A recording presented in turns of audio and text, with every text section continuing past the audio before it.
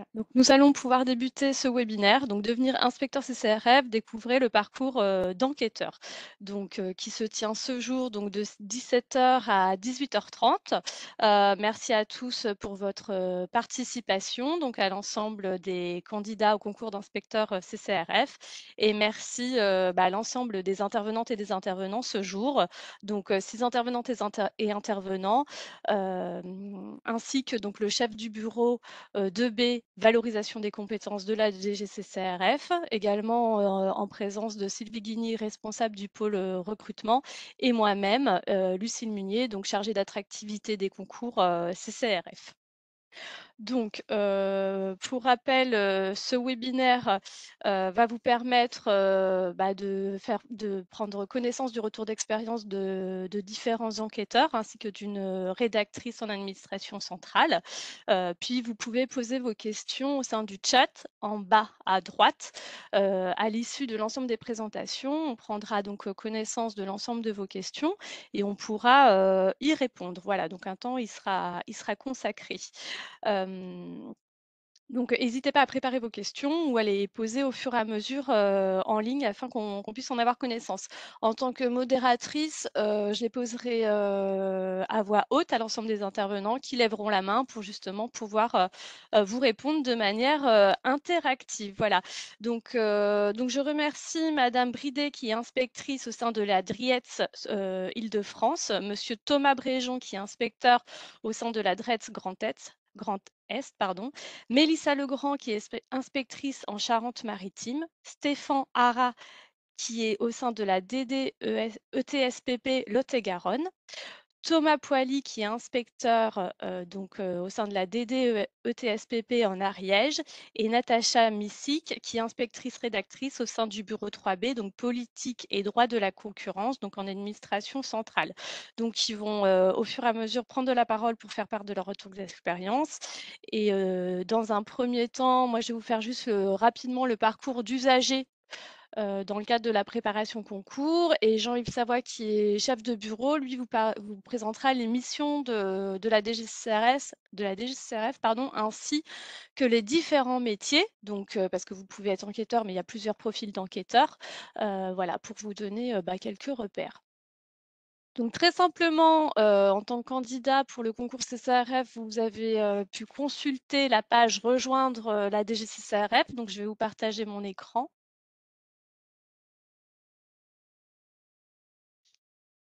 Voilà, donc vous avez pu consulter cette page, j'imagine. Donc ça, c'est la page sur le site de la DGCCRF. Rejoindre la DGCCRF, vous avez donc accès à des courtes vidéos en ligne qui vous permettent un peu de prendre connaissance voilà, du métier d'inspecteur et d'inspectrice. Vous cliquez sur Devenez inspecteur, inspectrice. Là, vous avez donc l'ensemble des informations donc, que vous avez pu consulter. Et ce qui peut notamment être intéressant pour vous, en réalité, donc vous avez différents témoignages, hein, comme vous pouvez le constater. Et ce qui peut être intéressant pour vous, donc c'est d'aller dans l'aide à la préparation, qui se situe dans le dernier encart avant les témoignages vidéo. Ainsi que présentation des métiers. Donc aide à la préparation, ça vous permet en fait de consulter les annales, voilà, où vous retrouvez le programme des épreuves. Donc là, c'est pour le concours externe. Donc vous avez l'ensemble du programme des épreuves à consulter pour justement préparer les enseignements relatifs aux options que vous avez choisies dans le cadre du concours. Et vous avez notamment le rapport du jury qui vous fait un petit bilan du retour de l'ensemble des membres du jury de l'édition passée et notamment les attentes. Donc, on vous invite très fortement à le consulter parce que donc vous avez les attentes, les plans types potentiels qui pouvaient être rencontrés sur ces sujets-là, enfin sur les sujets qui étaient proposés, la déclinaison par option, voilà. Donc n'hésitez pas à le consulter. Vous avez également donc l'ensemble des sujets ainsi que les meilleures copies. Donc ça vous donne un peu une idée de ce qui peut être attendu. Donc ça, c'est pour avoir un bref récapitulatif au regard donc de votre préparation. Et vous pouvez également, vous rendre sur la page présentation des métiers où vous avez, ça vous donne rendez-vous donc sur la chaîne, YouTube de la DGCCRF, voilà. Et pardon, on va y arriver. Et ça vous permet de prendre connaissance des anciens webinaires passés également. Donc voilà, ça vous donne des informations supplémentaires. Voilà. Au niveau du calendrier, donc pour rappel, le concours a lieu le mardi 7 janvier. Il y aura une publication des résultats d'admissibilité le 10 février. Voilà au niveau des informations, majeures. Donc je vais arrêter mon partage de calendrier. Alors, voilà, hop, et donc, bah, je vais laisser la parole à monsieur Jean-Yves Savoie, donc qui est chef.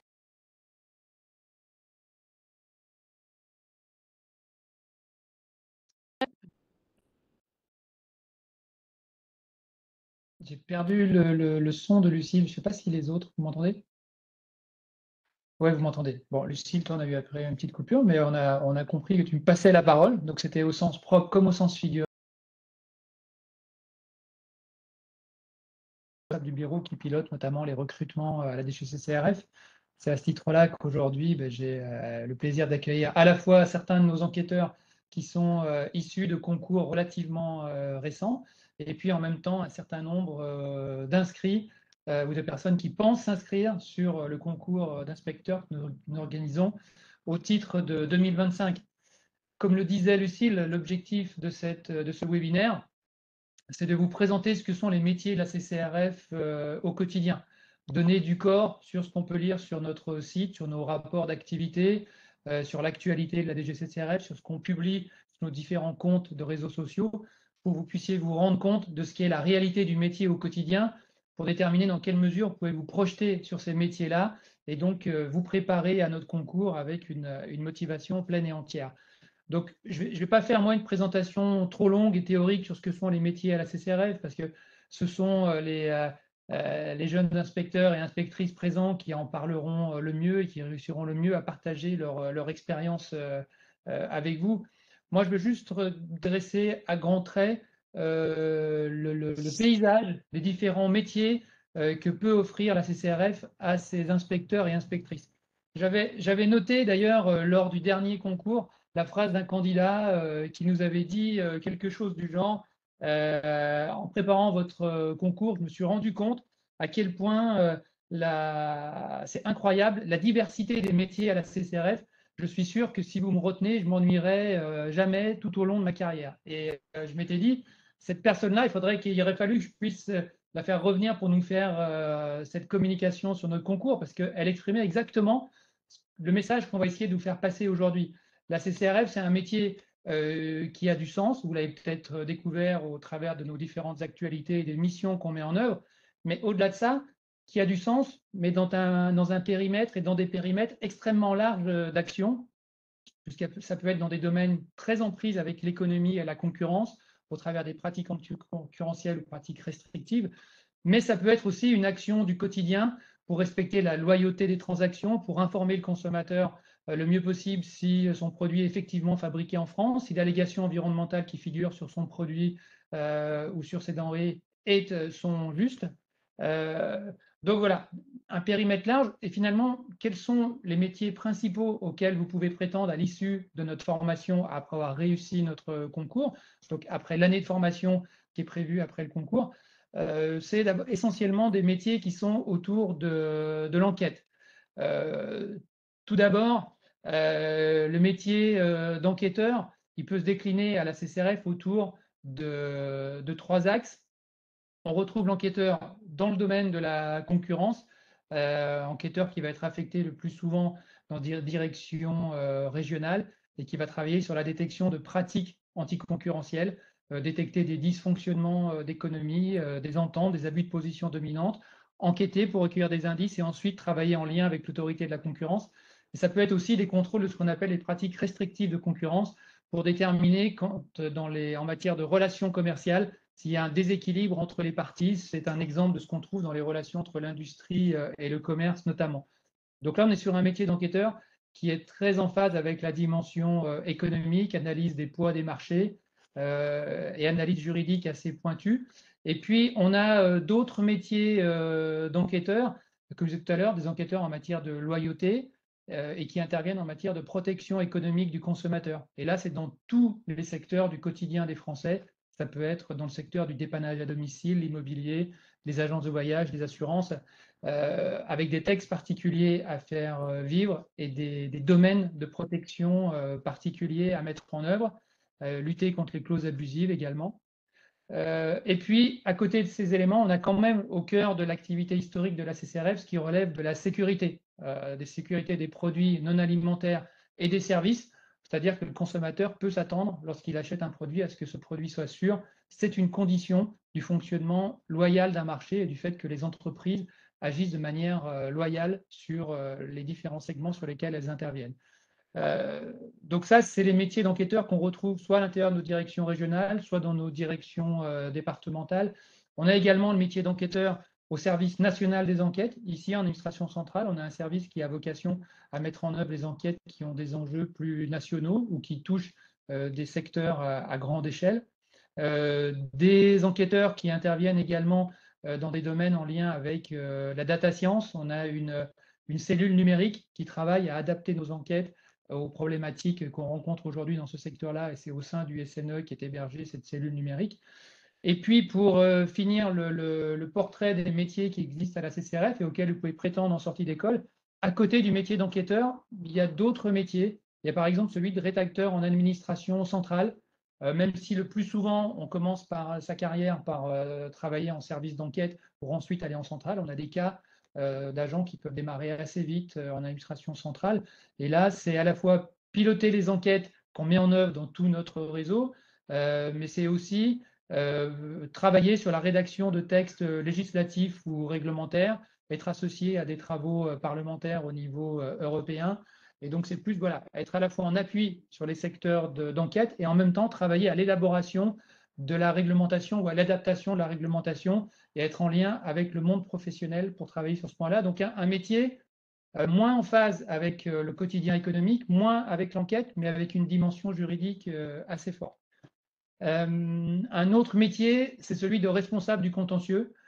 Dans nos différentes directions, à côté du métier d'enquêteur, on a ce métier de responsable du contentieux, parce que lorsqu'on a fait des constatations et qu'on envisage de donner une suite, qu'elle soit faite au niveau administratif ou pénal, eh bien, ou injonction, on doit passer par un cadre réglementaire particulier, et donc on a un responsable du contentieux qui encadre ce travail-là, il accompagne ses collègues et vise les procédures qui sont mises en œuvre. Donc là, un métier aussi avec une grande dimension juridique. Et puis un autre métier qui est celui du pilotage, quand on est dans une direction régionale, c'est travailler au pilotage des différentes missions et la manière dont les enquêtes vont être mises en œuvre dans le département du ressort de la région pour accompagner les agents et piloter ce travail-là au quotidien. Donc voilà, c'est en quelques mots dresser les métiers très différents qui existent à la CCRF, pour lesquels vous allez être formé de manière complète durant une année avec des stages en unité d'enquête, avec une formation qui a lieu dans notre école pour vous préparer à faire vivre l'ensemble de ces métiers qui vous seront proposés au travers des postes qui sont proposés en sortie d'école. Ça fait la transition avec la suite de ce webinaire, parce qu'en fait, l'objectif de ce webinaire, ce n'est pas complètement de parler du concours, des affectations en sortie d'école, même si probablement au travers du chat, vous aurez un certain nombre de questions sur ces points-là, on répondra à l'essentiel. Mais vraiment, l'objectif de ce webinaire, c'est parler du métier d'enquêteur. On a un autre webinaire, Lucille en parlera peut-être tout à l'heure, qui est prévu au mois de novembre, qui visera, lui, à parler beaucoup plus du concours, de comment se déroule la formation, comment se déroulent les affectations en sortie d'école. Et lors de ce webinaire, les intervenants seront des personnes qui étaient à votre place l'an dernier et qui ont réussi notre dernier concours et qui ont démarré au mois de septembre la formation au sein de l'école. Donc pour les questions vraiment en prise avec le concours, je vous invite à attendre le mois de novembre. Si certaines vraiment ressortent beaucoup, on les traitera. Mais l'objectif aujourd'hui, c'est de profiter du partage de compétences qu'on vous offre. Vous allez pouvoir vous rendre compte de ce qui est la vie réelle et quotidienne d'un enquêteur à la CCRF au travers de ce que j'ai pu, en complément de ce que j'ai pu évoquer sur un aspect assez, théorique. Donc voilà, je reste pas plus longtemps sur cet aspect théorique. N'hésitez pas à relayer des questions que vous auriez au travers du chat. Et puis, bah, Lucile, je te laisse le relais pour enclencher bah, les interventions des enquêteurs et inspecteurs, inspectrices qui sont présents aujourd'hui.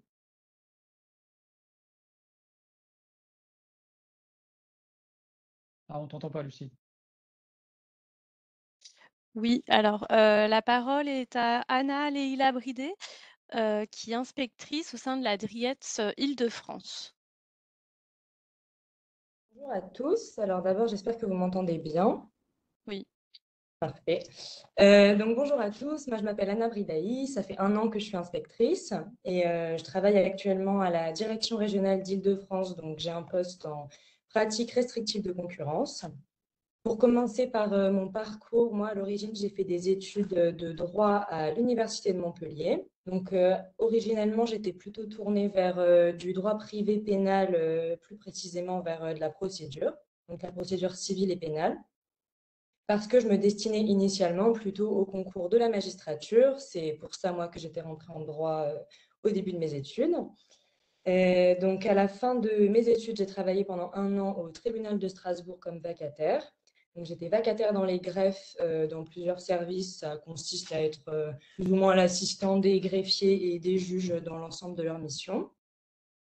Donc, ce métier m'a permis de me rapprocher des métiers de la justice et de découvrir dedans des choses qui finalement ne m'attiraient plus tant que ça. Et c'est ça qui m'a incité à rechercher une réorientation vers quelque chose qui resterait juridique, mais qui permettrait également de toucher à d'autres domaines de compétences et notamment à l'économie. C'est à ce moment-là donc que j'ai découvert la CCRF en préparant la magistrature et d'autres concours de la fonction publique.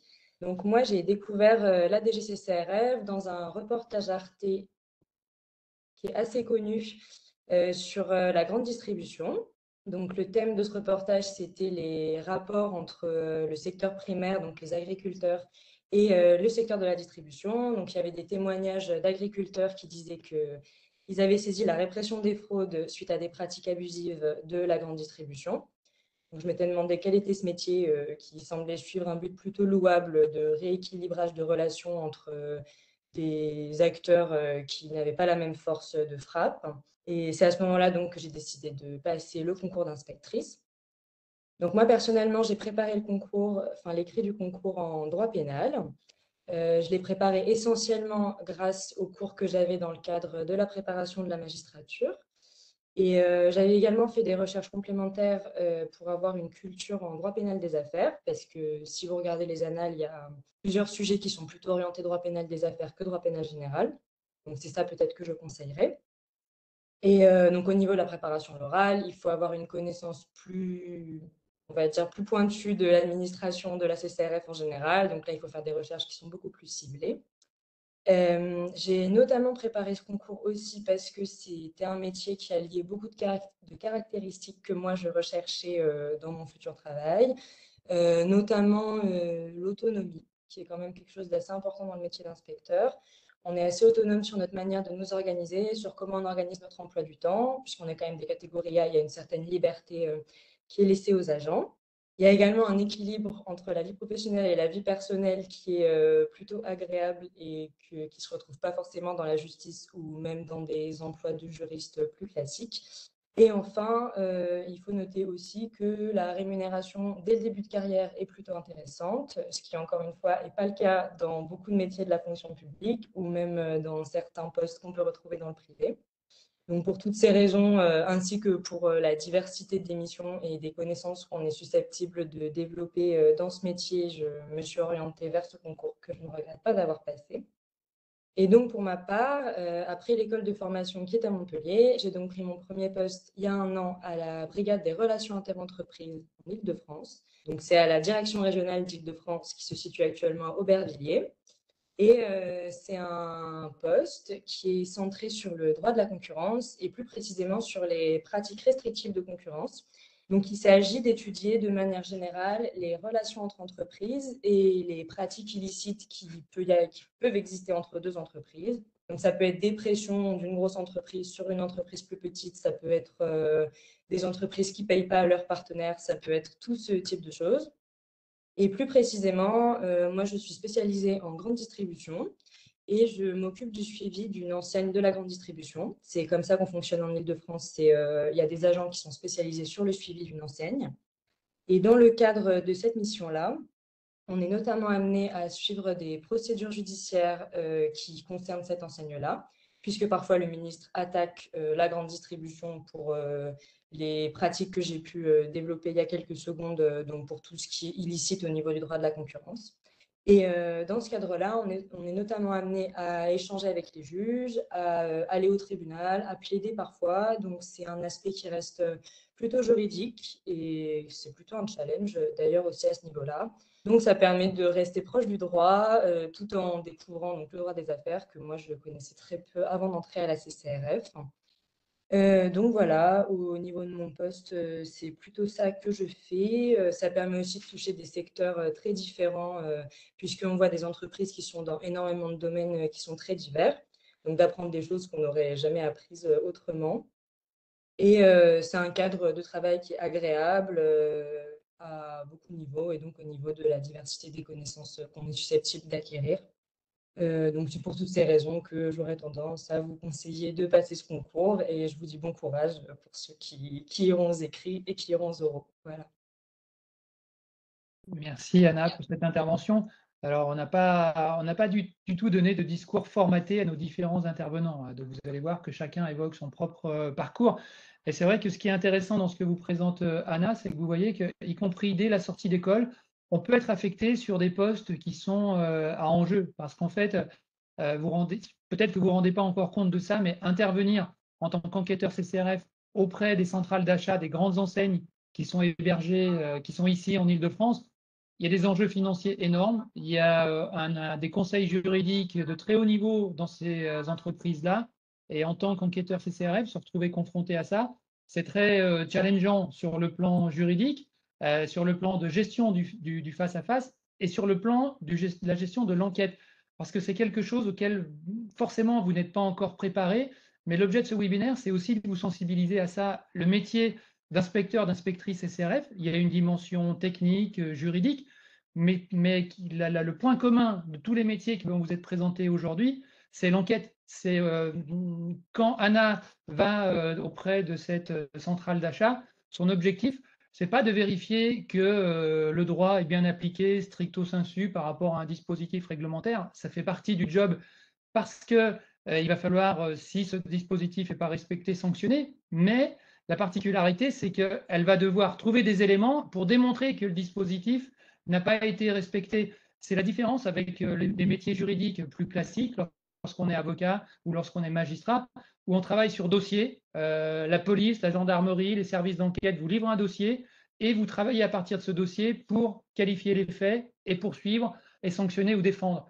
Le métier d'enquêteur, ce qui, à mon avis, donne l'intérêt du métier, c'est que quelque part, c'est vous qui construisez le métier, qui construisez le dossier dans le cadre de l'instruction juridique que vous voulez mener. Et avec des pouvoirs d'enquête qui sont assez larges, je ne sais pas si certains des intervenants reviendront dessus, mais la DGCCRF elle a le pouvoir d'accéder à tout locaux professionnel, recueillir tout document professionnel. Donc, ce sont des pouvoirs d'enquête qui sont plutôt exorbitants. Pour ceux qui connaissent les différences d'action entre les différents services d'enquête, quand on en parle avec police, gendarmerie ou même avec la Direction générale des finances publiques, eux ont souvent des pouvoirs qui sont beaucoup plus encadrés. Ils doivent intervenir sur autorisation spécifique du juge. Nous, dans le quotidien, on a des pouvoirs d'enquête assez larges. On a des pouvoirs exorbitants type visite et saisie, perquisition, qui là sont encadrés par le juge des libertés. Mais au quotidien, on a un pouvoir d'accès aux locaux. Et vraiment, cette dimension-là, enquête, on construit le dossier, on qualifie des faits, c'est quelque chose pour celui qui a cette appétence pour l'enquête qui donne tout l'intérêt et le challenge du métier au quotidien. Je ne sais pas si par rapport à Anna, dans le chat, il y a des questions particulières. Lucille, tu as pu voir ressortir des éléments? Ah, non, je ne crois pas qu'on t'entende, Lucille. Oui, pardon, je coupe mon micro pour éviter qu'il y ait des interférences parce qu'on est plusieurs dans le bureau. On va répondre aux questions très rapidement dans ce cadre-là. Alors, donc oui, la formation à l'ENCCRF est obligatoire. Dans le cadre de la formation initiale, il y a des périodes à distance, des enseignements à distance aussi à l'ENCCRF. Et le télétravail existe, mais l'organisation est organisée en fonction des directions. Voilà. Au niveau des Moi, Lucie, je perspectives. rebondis sur ce point-là parce qu'il y a une question qui visait un peu ce qu'a évoqué Anna en disant, vous parlez d'équilibre vie privée, vie pro. Est-ce que les inspecteurs ont des horaires de travail fixes? Peut-être que Anna peut nous répondre là-dessus sur comment s'organise une journée de travail ou une semaine. Comment est-ce que voilà, il y a cette gestion? Oui, alors sur les horaires de travail fixe, c'est compliqué d'apporter une réponse uniforme parce que ça dépend des directions. Mais enfin, il y a des agents qui badgent, donc qui décident de quand sont leurs horaires. Il y a des agents qui ont des emplois du temps, donc qui choisissent à quelle heure ils arrivent, à quelle heure ils partent. Mais je parlais d'équilibre vie professionnelle, vie personnelle, parce que de manière générale, le droit à la déconnexion est très, très bien respecté. On n'est jamais contacté en dehors de nos horaires de travail et on n'est jamais incité non plus. Enfin, je peux parler que pour moi, mais on n'est jamais incité à faire des heures supplémentaires, à travailler de manière gratuite. Donc voilà, c'était ce que je voulais évoquer en parlant d'équilibre vie pro, vie perso. D'accord. Alors, on peut terminer parce qu'en fait, il y a juste eu 4 questions supplémentaires. Alors, pour les autres questions qui viennent, on pourra faire le point ensuite. Mais donc l'évolution professionnelle, alors, quand vous passez inspecteur, après au bout de 8 ans et demi, vous pouvez passer le concours d'inspecteur principal en interne. Ça vous permet de passer à la catégorie supérieure et d'avoir des fonctions d'encadrement.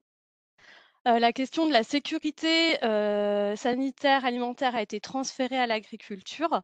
Donc la DGCRF s'occupe notamment maintenant de la question, enfin s'occupait et s'occupe toujours de la question de la loyauté.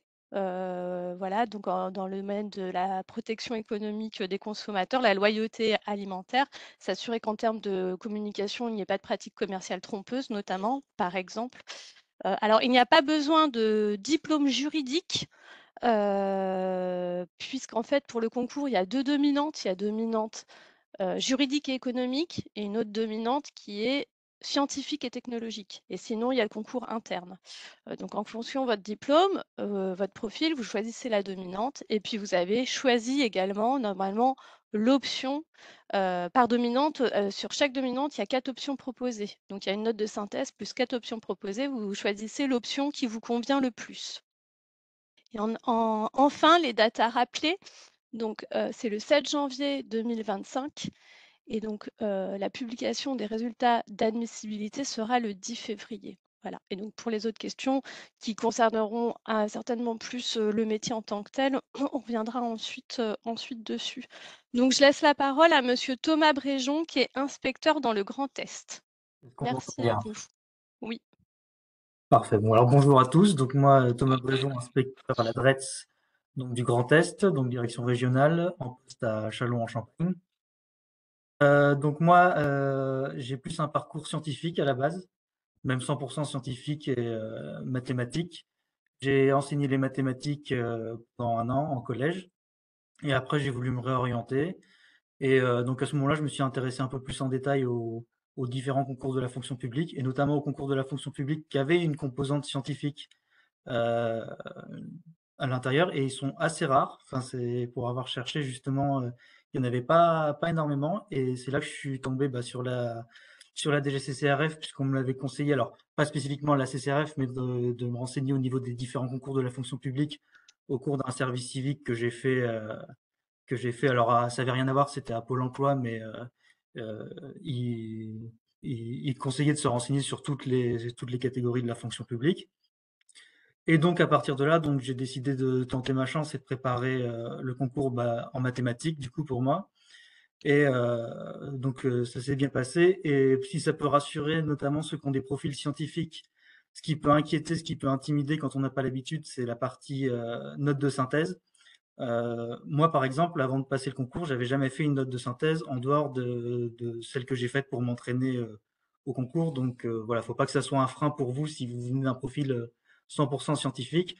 si vous êtes curieux, si vous vous entraînez comme il faut, il y a aucune raison que ça se passe mal. Donc voilà, si ça peut en rassurer certains dessus. Et en plus, les concours, les dominantes étant entre guillemets séparées au niveau du recrutement, vous serez de toute façon entre personnes ayant une dominante scientifique pour le concours scientifique. Donc il n'y a pas d'inquiétude à avoir là-dessus. On est tous à égalité, on va dire. Quand on est bien préparé, quand on était curieux, qu'on s'est bien intéressé à tout, il y a pas de problème. Donc moi, à la base, comme j'avais un profil très scientifique, j'étais rentré pour la partie technique, on va dire, de certains secteurs qui sont concernés par la répression des fraudes, par la CCRF. Et c'est au cours de ma formation, de la formation à l'ENCCRF, que j'ai découvert tous les autres secteurs que je connaissais pas, puisque j'avais jamais fait de droit, j'avais fait très peu d'économie jusqu'à maintenant. Et ce que j'avais pas du tout fait, c'était de la concurrence. Et pourtant, aujourd'hui, je suis affecté dans un poste où je fais principalement de la concurrence. Je suis dans les mêmes services que les TANA, c'est-à-dire pratiques restrictives de concurrence, moi pour le Grand Est. Et pourtant, c'est moi qui ai choisi de faire ça parce que c'est justement une fois que j'ai découvert la concurrence à l'ENCCRF que ça m'a intéressé et que je me suis dit, finalement, est-ce que je m'arrangerais pas pour avoir un poste en concurrence à la sortie d'école? Et du coup, aujourd'hui, c'est ce que je fais et ça m'intéresse énormément parce qu'on est vraiment au cœur des sujets dont on entend parler régulièrement. Donc, je vais pouvoir vous donner le même exemple qui est celui des relations entre la grande distribution et leurs fournisseurs. Alors nous, au niveau en région, on va avoir plus l'autre côté, c'est-à-dire on n'a pas de grosses centrales d'achat d'enseignes en dehors des centrales d'achat régionales, mais par contre, on va aller voir les fournisseurs, c'est-à-dire ceux qui fournissent à la grande distribution. Et donc, on va aller voir comment ça se passe, comment ça s'est passé leurs négociations. Là, ça a été un sujet très important, notamment les dernières négociations commerciales. Ça a été un peu médiatisé parce qu'il y avait tout le contexte inflationniste, etc. Donc c'était vraiment gratifiant de se sentir au cœur de tout ça et pouvoir avoir son rôle à jouer là-dedans. Un autre sujet dont on entend peut-être moins parler, mais qui nous a beaucoup occupé cette dernière année, c'est notamment ce qui concerne ce qu'on appelle la loi anti-cadeau, c'est-à-dire les relations entre les laboratoires médicaux et les professionnels de santé. Voilà, on est compétent là-dessus aussi pour savoir, par exemple, est-ce qu'il y a eu des objets que certains laboratoires n'étaient pas censés envoyer à des professionnels et donc ils peuvent fausser le jeu de la concurrence. Donc voilà, c'est plein de sujets qui sont très intéressants et très divers et c'est ça qui est génial en concurrence si vous avez l'occasion de vous y intéresser. C'est que rien que par le prisme de la concurrence, vous pouvez voir tous les secteurs de l'économie. Et ça, on s'en rend compte quand on fait nos contrôles. C'est-à-dire que, alors moi, du coup, je suis basé à Châlons-en-Champagne, donc un des secteurs qui est très important, c'est le secteur viticole, forcément. Et donc, on va pouvoir être une semaine chez un viticulteur pour voir comment se passent ses relations commerciales avec la grande distribution. Et la semaine d'après, chez un industriel qui fait quelque chose qui n'a rien à voir pour savoir comment est-ce qu'il paye ses fournisseurs. Donc vraiment, vous pouvez voir tous les secteurs de l'économie par un prisme de la concurrence. Et ça, c'est très, très intéressant. Surtout moi qui suis en début de carrière. Et donc, ça permet d'avoir une vision très globale. Et c'est très intéressant aussi par rapport à tous les partenaires avec lesquels on va être amené à travailler, que ce soit avec les finances publiques pour récupérer des informations, parce qu'on travaille beaucoup sur des documents comptables, donc les entreprises forcément en elles-mêmes, et à différents niveaux, c'est-à-dire que ça va aller de la personne en charge de la comptabilité qui va s'occuper des paiements pour les entreprises partenaires, ou de la personne qui va aller négocier avec la grande distribution en région parisienne. Donc on va vraiment voir plein d'acteurs différents dans l'entreprise et c'est ça aussi qui est intéressant.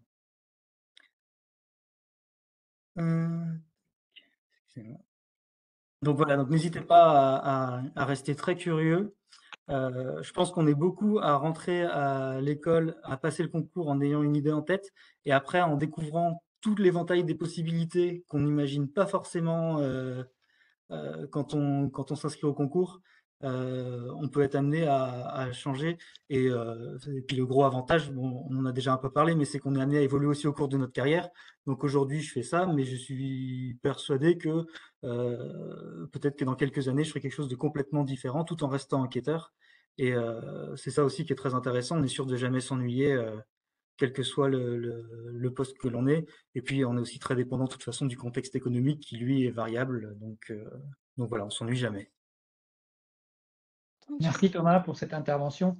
C'est vrai que moi, ce que je retiens et qui pourrait peut-être sensibiliser nos participants, c'est que vous avez un profil scientifique à la base et puis qu'à l'issue de notre année de formation, bah, vous vous sentez prêt à intervenir dans un domaine comme celui de la concurrence qui suppose un accompagnement juridique un peu particulier, même si au final, ce qui est important, c'est savoir enquêter. C'est-à-dire que oui, connaître le chapeau et quels sont les textes qui s'appliquent dans le domaine de la concurrence, c'est une base. Mais ensuite, quels sont les indices qui vont vous laisser penser qu'une entreprise abuse de sa position dominante ou qu'il y a une entente sur les prix sur un secteur? Là, on bascule dans l'enquête. Et votre intervention montre qu'on peut venir du domaine scientifique et monter en compétence pour avoir ce socle juridique et ensuite pouvoir faire vivre ces qualités de curiosité, de persévérance, d'ouverture sur ce qui se passe autour de soi pour être un enquêteur dans des domaines qui peuvent être économiquement sensibles. Oui, ce qui est Ah, très oui. intéressant aussi, c'est la formation continue. Ça, j'en ai pas parlé encore, mais oui, oui. C'est-à-dire que voilà, le NCCRF, on a une formation qui balaye tous les champs qui peuvent être amenés à être utiles pour notre futur métier d'enquêteur. Mais après, une fois qu'on est en poste, on a encore accès à de la formation continue très régulièrement. Et là, qui va être beaucoup plus ciblée, mais beaucoup plus poussée, et qui va permettre d'être opérationnel sur des domaines très spécifiques très rapidement. Et ça, c'est assez intéressant aussi. Alors il y a une petite question, à savoir, combien de notes de synthèse vous avez réalisées environ, approximativement, dans le cadre de votre préparation? Je pense que ça, c'est une question à la suite de ce que vous avez mentionné au Ah, tout début de votre présentation. j'ai plus le nombre précis en tête. Globalement, OK. j'avais pris celle qui était accessible sur le site internet. Euh, Peut-être pas toutes, mais oui, une bonne partie de celles qui étaient dans la partie aide à la préparation. Sachant que, alors sans rentrer dans les détails, euh, je les faisais pas forcément toujours dans les conditions concours, etc. Donc après, c'est vraiment, je pense que chacun en fonction de comment ils se sent à l'aise, etc. peut voir. Euh, mais voilà, je sais pas s'il y a un nombre précis, je l'ai plus en tête. Ça commence à faire quelque temps.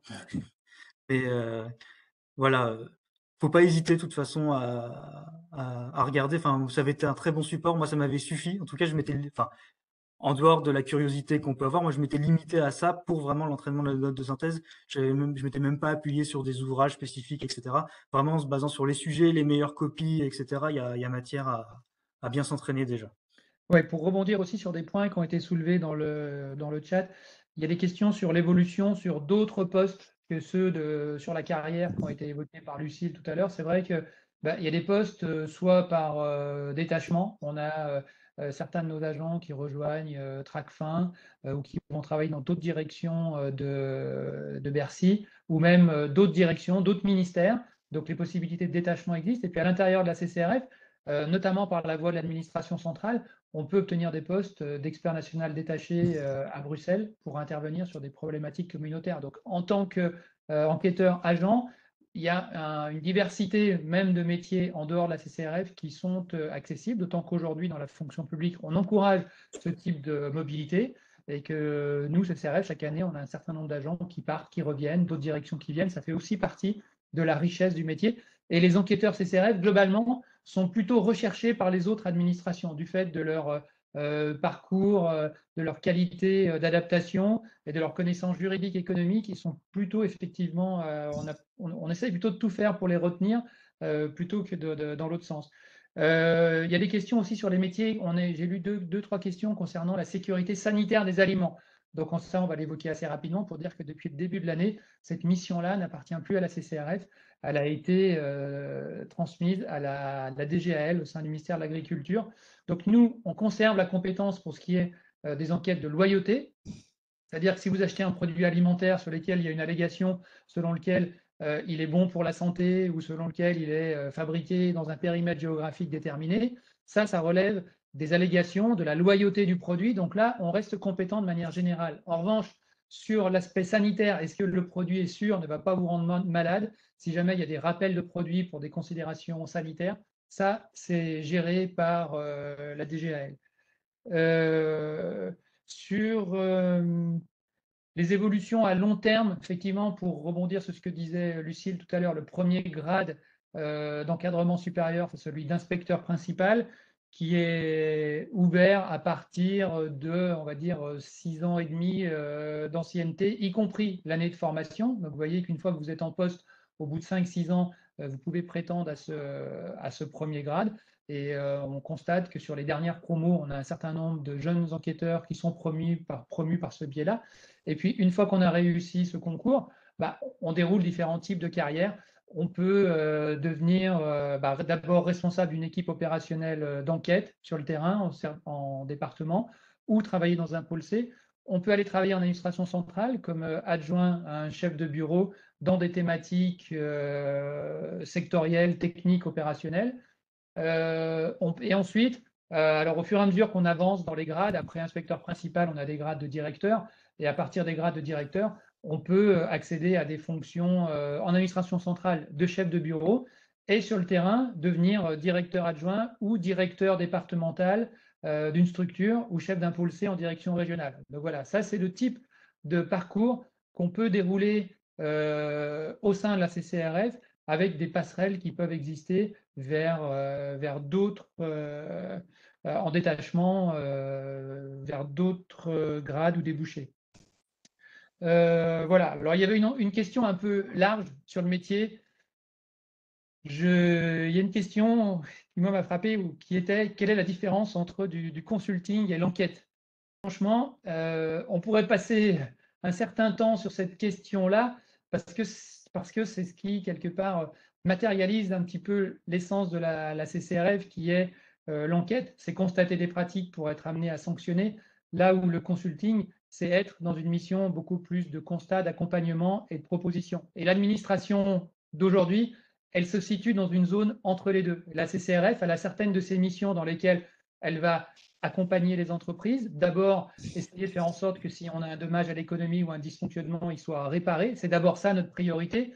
Et en fonction du dommage à l'économie, du préjudice de la pratique et de la bonne foi de l'opérateur pour rétablir la situation, on va aller sur des mesures plus contraignantes. Donc, c'est pour ça que je dis qu'on pourrait en parler aujourd'hui assez longtemps, parce que finalement, la frontière entre consulting, enquête, jusqu'où on va, elle est un peu plus ténue. Mais en tout cas, l'avantage du métier d'enquêteur, c'est que dans la gradation, on maîtrise la gradation, c'est-à-dire que selon le relationnel qui est avec l'entreprise et selon notre objectif qui va être de faire en sorte que le dommage ou le préjudice à l'économie soit le plus vite gommé, on va choisir la sanction ou la suite la plus adaptée. Donc on est un peu sur une zone entre les deux. Voilà, j'ai essayé de prendre les questions qui concernaient véritablement les métiers et carrières dans celles qui ressortaient du chat. On va peut-être poursuivre notre tour de table avec les présents. Je ne sais pas, Lucille, s'il y a un ordre qui est déterminé pour savoir qui intervient ensuite. Oui, alors ce sera, c'est Mélissa Legrand de la DDPP Charente-Maritime. Donc là, on était plutôt sur les questions de concurrence. Là, on va plutôt aborder les questions de protection économique du consommateur au sein des DDPP. Voilà, merci à vous. Merci beaucoup. Bonjour à tous. Donc Mélissa Legrand. Je suis en poste en tant qu'inspectrice dans le pôle loyauté et qualité du secteur alimentaire depuis 2 ans en Charente-Maritime. Donc j'étais à la place des candidats ou potentiels candidats il y a quelques années. Donc je suis heureuse aujourd'hui de partager avec vous mon expérience et j'espère que ça vous donnera vraiment envie de passer le concours parce qu'on a la chance de faire un métier qui est très intéressant. Donc par rapport à mon parcours, j'ai une formation scientifique, donc j'ai fait un bac S. Ensuite, j'ai fait 2 ans donc de licence scientifique spécialisée géologie et biologie à l'université de Lille. Et j'ai intégré ensuite une école d'ingénieur en spécialité agroalimentaire, toujours à Lille. Et j'ai ensuite décidé de passer le concours de la CCRF. Voilà, et donc j'ai été admise et je suis désormais en poste. Donc j'avais, par rapport à mes motivations, à ce qui m'a donné envie d'intégrer la CCRF, j'avais découvert donc l'administration via des reportages télé, des journaux, etc. Aussi dans mes stages d'ingénieur, où on m'a parlé un peu des directions départementales, régionales. Donc c'est ce qui m'a poussé voilà, à connaître un peu plus, à creuser la CCRF. Et puis, en fait, j'ai découvert que c'était une bonne occasion, en fait, pour réunir mes connaissances scientifiques et le droit, en fait, parce que bon, j'étais pas du tout juriste de base, mais j'aimais tout ce qui était procédure, etc. Et c'est vraiment un métier qui permet de réunir ces deux domaines, donc, par rapport au métier même, je travaille par exemple sur le secteur des fruits et légumes, des produits de la mer. Dans ce cadre, je suis amenée à contrôler par exemple la véracité de l'origine des fruits et légumes qui sont proposés sur le marché. Donc, ce qui est intéressant, c'est qu'on intervient vraiment à tous les stades en fait de commercialisation des produits, de la base en fait, vraiment de l'agriculture jusque la mise sur le marché dans les grandes surfaces. Par exemple, j'ai été amenée à intervenir dans des enquêtes de francisation, c'est-à-dire qu'on contrôle en fait la véracité donc de l'origine française pour vérifier que des produits étrangers ne soient pas présentés à la vente comme français alors qu'ils ne le sont pas. Et donc, dans ces enquêtes, on est amené à travailler aussi avec d'autres administrations. Par exemple, j'ai travaillé avec des brigades de recherche. J'ai travaillé aussi avec des gendarmes maritimes, puisqu'on est un département littoral. Donc, dans le secteur des huîtres ou des produits de la mer, on est vraiment amené à échanger, en fait, sur nos méthodes d'enquête, sur la réalisation en soi des enquêtes. Et puis, parfois, on intervient aussi en contrôle conjoint. Donc ça, c'est très intéressant. Il faut savoir qu'il n'y a jamais, en tout cas dans mon cas, j'ai jamais de journée type. Voilà, j'arrive au bureau et chaque journée est différente.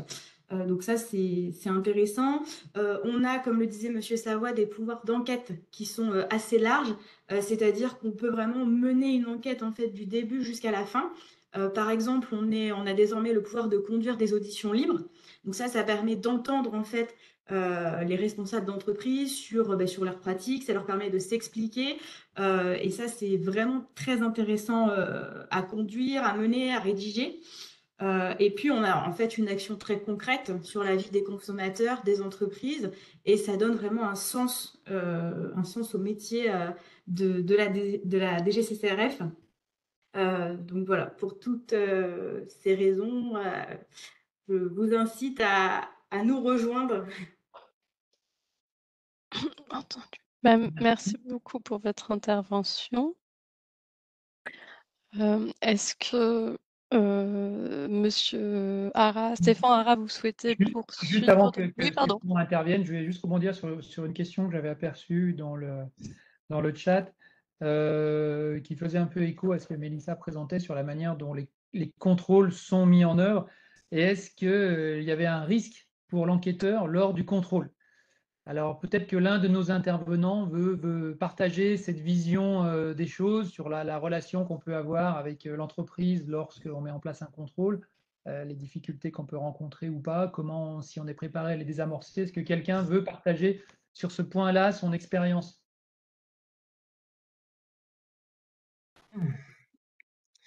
Pourquoi pas? Pourquoi pas? C'est vrai qu'on a eu le cas, nous, dans le Lot-et-Garonne, donc un département qui a été très touché par la crise agricole, hein, comme vous le savez, sur des contrôles de cette année. Donc, on s'est retrouvé avec le cas d'un agriculteur qui nous a clairement dit que si on se présentait à son exploitation, en fait, on se retrouverait face à une ligne rouge à ne pas franchir et que voilà, il nous attendait derrière. Bon, heureusement, nous avons réussi à désamorcer comment dire, le problème, hein, avec plusieurs échanges. Mais voilà, donc il y a ce risque-là, effectivement, ça peut. Je pense qu'en Île-de-France également, les inspecteurs aussi, puis dans toutes les grandes villes, justement, il peut y avoir aussi des soucis comment dire, des risques d'insécurité dans certains établissements. Dans ce cas-là, il ne faut pas hésiter donc à faire usage d'un de nos pouvoirs justement, c'est enfin, on peut travailler en coopération avec les autres services de l'État et notamment les forces de l'ordre Donc, quand vous sentez qu'un contrôle est dangereux pour votre intégrité physique ou morale, en fait, il convient de différer ce contrôle et de revenir en présence des forces de l'ordre. Ouais, effectivement, c'est vrai que ce que dit Stéphane, on est aussi préparé à ce type de situation parce que de toute façon, un contrôle, c'est jamais agréable. À titre personnel, peut-être que c'est arrivé à certains d'entre vous, ne serait-ce que de se faire arrêter sur la route pour un contrôle routier lambda et quand on n'a rien à se reprocher, bah, la relation où quelqu'un vous arrête et est un peu intrusif en vous demandant vos papiers, déjà on se sent un peu, ça met une barrière et on se met dans une situation psychologique difficile. Donc, cet environnement-là, nous, on prépare nos enquêteurs à ces éléments-là durant notre année de formation. Ils ont ensuite, dans des stages pratiques, des interventions en binôme avec des enquêteurs plus chevronnés. Lorsqu'ils prennent leur poste, il y a une montée en compétences. On leur laisse le temps de prendre leur marque avant d'aller sur des contrôles qui peuvent être plus difficiles. On développe dans un certain nombre de cas des contrôles qui sont faits en binôme. Et puis, comme le disait Stéphane, sur des contextes un peu particuliers que localement, par expérience, vos collègues ou vos cadres seront identifiés, on vous dit sur ce type de contrôle, il vaut mieux solliciter la police ou la gendarmerie pour ne pas y aller seul. Donc, ces problématiques-là sont très intégrées. On est très sensible à ça, à la CCRF, comme dans toutes les administrations de contrôle. Donc, ce point-là, vous y êtes préparé et on essaye de le gérer le mieux possible. Dans les questions un peu métier, il y en avait une. Est-ce qu'on peut dérouler un métier ou une carrière uniquement dans l'agriculture biologique? Je pense que c'est quelqu'un qui doit avoir une compétence très marquée dans ce domaine-là et qui voudrait peut-être la faire vivre à la CCRF. Alors, est-ce que c'est possible dans un département très en lien en matière de fruits et légumes? Peut-être qu'une activité essentiellement consacrée à ça, ce serait possible. En administration centrale, dans le bureau qui travaille sur cette thématique-là pour faire vivre la réglementation et coordonner les enquêtes faites sur le niveau national, oui, ce serait possible. Mais dans les cas les plus fréquents, les enquêteurs en sortie d'école, ils sont affectés sur des postes qui peuvent être sur des vocations moins monotaches, c'est-à-dire qu'avec il y aura le domaine général de l'agriculture, il n'y aura pas que le bio, peut-être qu'on interviendra dans d'autres domaines en lien avec la loyauté dans le secteur de l'alimentaire, tout dépend de la taille du département.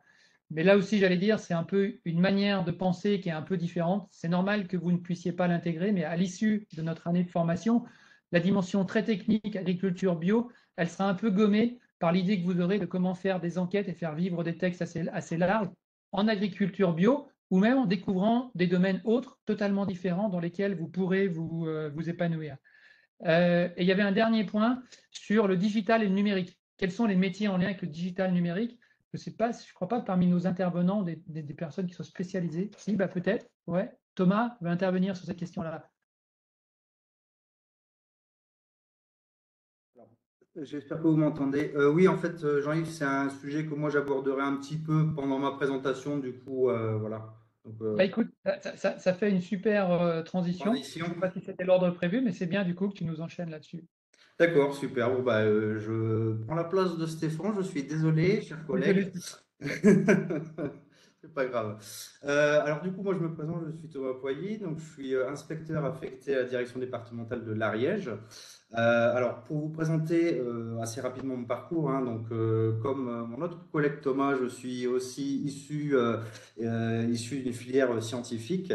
Donc j'ai fait une licence et un master à l'université publique, hein, au sein d'un IUP, Institut universitaire professionnalisé de l'université d'Amiens, spécialisé dans la biologie végétale et la transformation, et la science des aliments et la transformation dans les industries agroalimentaires. Donc, au cours de mon parcours d'études, une grosse partie était quand même très axée sur la qualité, hein, dans les industries agroalimentaires, et on parlait forcément un petit peu de notions de réglementation, et c'est à ce moment-là que j'ai commencé un petit peu à découvrir, en plus de tout ce qui pouvait être vu dans les médias, comment dire, les reportages, etc. C'est comme ça que j'ai découvert le métier, on va dire, enfin le nom du métier d'enquêteur de la DGCCRF. Et c'est une idée que j'ai eue, voilà, en tant que potentiel, voilà, comment dire, future carrière qui serait possible à l'issue de mon master. Alors, à l'issue de mon master, j'ai pris un petit peu la voile, puisque avec mon stage, j'ai eu l'opportunité de me lancer dans le privé. Donc, j'ai travaillé 7 ans pour un gros industriel européen en tant que maître brasseur, donc j'étais équivalent à ingénieur production. 7 ans pour cet industriel, donc 5 ans en France et 2 ans en Angleterre, à l'issue duquel, alors je vais pas, c'est pas l'objectif de casser du sucre sur mes précédents employeurs, mais voilà, on apprend des choses et j'avais toujours cette idée d'éventuellement de reconversion et j'avais gardé cette possibilité éventuellement de passer le concours pour me lancer dans une carrière au sein de la CCRF. Alors, à l'issue de ma démission de mon dernier poste, je suis parti en voyage et en revenant de ce voyage, j'avais beaucoup de temps libre pour pouvoir me préparer le concours. Donc, je me suis préparé intensément à ce concours-là en 2021 et j'ai passé le concours en 2022, lequel j'ai eu, qui m'a permis donc d'intégrer la CCRF. Alors, je suis titulaire, comme nombreux de mes collègues, depuis 1 an maintenant, donc affecté à mon poste. Alors, mes secteurs principaux, ce sont les secteurs de l'alimentation d'origine végétale, donc voilà, je vais en citer quelques-uns, hein, les fruits et légumes, les boissons alcoolisées, la production de chocolat, les miels, voilà, c'est quand même très très large. Alors, sachant que je suis en Ariège, on est quand même un petit département. Donc, on va dire que chaque enquêteur a quand même un panel, même s'il a une spécialité. Voilà, moi, c'est l'alimentaire d'origine végétale. J'ai quand même beaucoup d'enquêtes qui vont être comment dire, non alimentaires de manière générale, donc qui vont être axées principalement sur la protection économique du consommateur. Et j'en viens un petit peu. Alors, j'avais préparé un petit dossier, mais bon, je pense que ça va être trop long, clairement, la présentation. C'était juste pour vous dire un petit peu la diversité des métiers sur lesquels on peut intervenir. Alors, en l'occurrence, c'est un petit dossier que j'ai pu traiter là tout récemment, hein. Si vous vous êtes un petit peu renseigné sur la CCRF, vous savez que les consommateurs, la DGCCRF a mis en place une plateforme qui s'appelle Signal Conso, qui permet au consommateur de signaler un problème, un litige qu'il va avoir au niveau consommation, on va dire, avec un professionnel. Et cette plateforme, nous, les inspecteurs, nous avons la visibilité là-dessus. Et ça permet aussi aux professionnels de répondre aux consommateurs pour un éventuel règlement de litige amiable. Et alors moi, j'ai pu travailler sur un sujet où j'ai eu 5 signalements en l'espace de 2 semaines pour une entreprise ariégeoise de vente à distance. À savoir que 5 signalements sur une entreprise en Ariège, il faut tout de suite sauter dessus parce que c'est très peu commun. Donc, j'ai pu travailler la problématique qui était remontée des consommateurs, c'était des problèmes de livraison. Donc, pour essayer de faire la synthèse, c'était un site de vente à distance de produits non alimentaires. En l'occurrence, c'était des plaids sur le secteur des produits de luxe. Et la grosse problématique qu'il y avait, c'est que les consommateurs n'étaient pas livrés en période de Noël. Ils avaient beau contacter le professionnel, ils n'arrivaient pas d'avoir de réponse.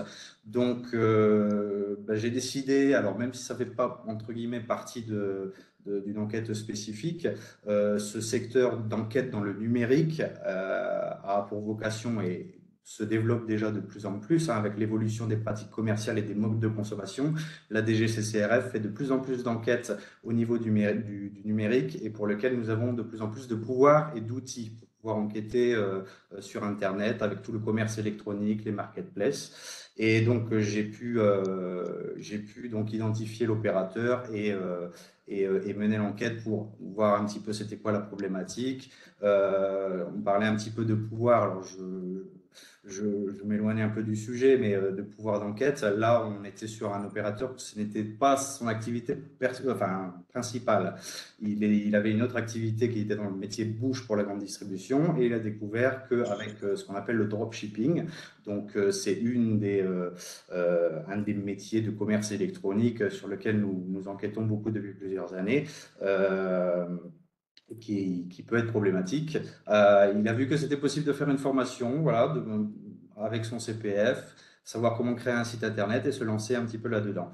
Et sauf que malheureusement, ces opérateurs-là, c'est des formations qui sont vraiment très rapides et ils n'ont aucune information réglementaire sur les droits du consommateur, tout simplement, qui s'appliquent en matière de vente à distance.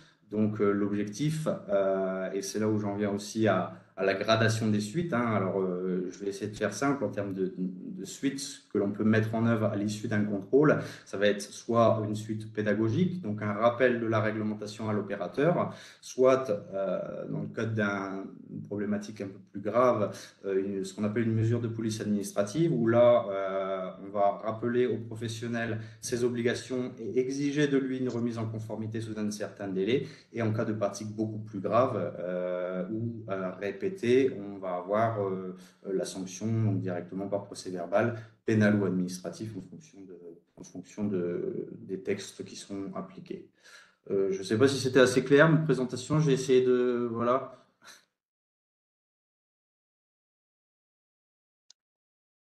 Ça me semblait répondre effectivement à ces éléments-là en lien avec la maîtrise des éléments du numérique. Une des questions qui revient aussi sur le chat, c'est un petit peu le volume du travail. Donc peut-être que Thomas, sur ce point-là, tu peux essayer de répondre sur par an, c'est combien de dossiers, comment ça se répartit, même si, bon, moi je sais que c'est assez varié selon les secteurs, mais globalement, par exemple, dans ton cas, comment ça s'organise? Alors en effet, c'est vraiment très varié, donc déjà en fonction des directions dans lesquelles vous pourrez être. Maintenant, l'objectif, alors pour essayer de synthétiser, au niveau de l'administration centrale, de la DGCCRF, donc il y a chaque année ce qu'on appelle un PNE, un plan national d'enquête, qui décline une liste de secteurs d'enquête qui seront à l'ordre du jour pour une année civile. Chaque département et région vont se positionner sur des thématiques particulières qui peuvent les intéresser ou qui sont des secteurs critiques au niveau économique dans ces régions ou ces départements. Et on va se positionner et ce sera ensuite dispatché en fonction alors, de l'affinité et de l'appétence et des compétences des enquêteurs, mais aussi des besoins forcément des enquêtes. Donc là, à titre personnel, hein, moi j'ai à peu près entre 12 et 14 secteurs d'enquête différents, tout confondus. Majoritairement, je vais dire à 85%, c'est de l'alimentaire et le reste, ça va être du non-alimentaire, mais qui est dispatché entre les 4 enquêteurs que nous sommes en Ariège. Donc en termes de volumétrie, alors ça peut être très variable, hein. Il va y avoir des secteurs où on va être sur des enquêtes qui représentent à peu près 5-6 contrôles par an et des secteurs d'enquête où là, on a besoin d'une volumétrie et d'être présent vraiment sur le terrain, où là, on peut monter à 10, 15 contrôles. Donc, je vais dire à peu près pour l'année, voilà, on est, c'est très variable, hein, mais entre 50 et 80, 90 contrôles par agent. Voilà. Ouais, c'est effectivement assez variable selon le secteur et les régions dans lesquelles on intervient. Il y a aussi des questions qui remontent sur les aspects assez opérationnels, sur notamment les conditions de rémunération ou sur les congés. Lucille, la fourchette de rémunération pour un inspecteur qui démarre l'échelon 1, j'ai des chiffres en tête, mais je ne voudrais pas me tromper. C'est entre... Alors, inspecteur titulaire échelon 1, donc là, c'est au moment de votre titulaire, ça veut dire c'est au moment de votre première affectation. Donc, vous êtes entre 2560 à 2770 euros net mensuels. Et ça dépend en fait de votre affectation, à savoir si vous êtes en direction hors région parisienne ou en administration centrale. Voilà. Voilà. Et sur les congés, peut-être que l'un d'entre vous peut répondre, parce que ça, c'est assez standard d'une direction à l'autre. Je peux répondre si vous voulez. Donc on a 5 semaines de congé plus 20 jours de RTT, ce qui fait 9 semaines de congé dans l'année. C'est ça, corrigez-moi si je me trompe, mais c'est ça pour moi. Les RTT peuvent être posés de manière assez libre comme les congés. Il n'y a pas de contrainte particulière sur les moments où les posés. Donc on aboutit à peu près effectivement ce total-là sur un nombre de congés RTT à poser quand on le souhaite. Et oui, le télétravail est possible selon le secteur d'intervention ou la région. Effectivement, ça dépend de l'organisation de chaque structure. Il n'est pas toujours compatible avec le métier d'enquêteur. Mais oui, le télétravail est possible. Et pour conclure sur la rémunération, effectivement, en tant qu'enquêteur, il n'y a pas de niveau de primes qui interviennent en plus de ces rémunérations-là. Donc, on est sur du net mensuel, sans prime haute ni 13e mois ou ce type de rémunération. Dans les questions rapides qui apercevaient sur notamment quelqu'un se posait la question quand on fait nos contrôles, sous quelle identité on le fait. Alors c'est vrai que quand on intervient de manière physique, on décline son identité et sa carte de service, sauf des cas très particuliers où on a besoin de recourir à ce qu'on appelle l'enquêteur mystère, où on décline son identité ultérieurement. Et sur les contrôles en ligne, on peut aussi utiliser des identités dédiées à l'enquête. En matière de déplacement, ça va être très différent selon qu'on soit un enquêteur affecté en région parisienne à Paris, où on va se déplacer en métro et tout sera accessible assez facilement sur la journée. Ou j'imagine, si on parle de département, si par exemple, ça fait la transition avec Stéphane qui présentera son parcours ensuite, mais s'il peut commencer par nous parler de la mobilité, comment ça se passe. Donc on a des véhicules de service et puis bah, tu parcours un peu ton département de manière régulière. Oui, tout à fait, Jean-Yves. On a des véhicules qui sont à notre disposition. Donc, on a une plateforme de réservation de ces véhicules. Donc, ça va du véhicule thermique à l'hybride jusqu'à l'électrique. Je sais qu'à titre personnel, j'utilise beaucoup la voiture électrique pour me rendre donc, sur mes différents contrôles. Donc, en tant qu'inspecteur en département, je peux me déplacer effectivement sur tout le département du Lot-et-Garonne. Donc, 47, hein, pour être plus précis. Donc, je vais commencer ma présentation. Donc, je suis bien inspecteur donc CCRF en loyauté donc alimentaire, donc comme Mélissa donc précédemment là, et Thomas également. Moi, j'ai pris mon premier poste en septembre 2023. Donc voilà, sortie d'école. À ce titre, donc je parle rapidement donc de l'école. Attendez-vous à être affecté n'importe où, c'est-à-dire ne partez pas en fait en vous disant ah je serai peut-être affecté là. Ça concerne également l'outre-mer en fait. Rien n'est garanti que vous seriez affecté en outre-mer. Voilà, donc vous passez un concours qui est national avec des affectations nationales. Voilà, je ferme la parenthèse. Donc sur mon parcours personnel, donc j'ai Je rebondis juste sur cette parenthèse Oui. parce qu'il y a pas mal de questions qui sont posées sur cet aspect-là. Donc, je comptais m'en servir un peu de teasing pour garder tout le monde jusqu'à la fin, mais tu as commencé à en parler, donc on va aller au bout. C'est vrai que bah, les postes en sortie d'école, à la fin de votre formation, on donne la liste des postes. Si on a 150 inspecteurs, on donne la liste de 150 postes et l'affectation, elle se fait selon le classement de réussite au concours d'entrée, où en fait, bah, celui qui a fini premier du concours va choisir en premier le poste qui est proposé.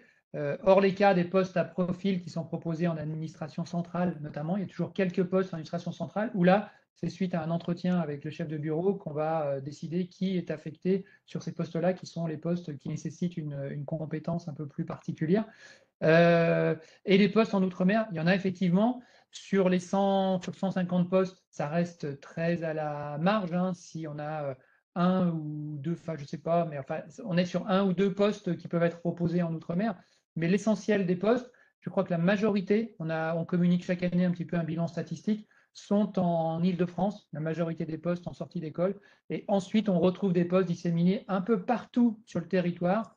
Peut-être à l'exception de la partie ouest, Bretagne, où là on a moins de postes sur cette partie-là.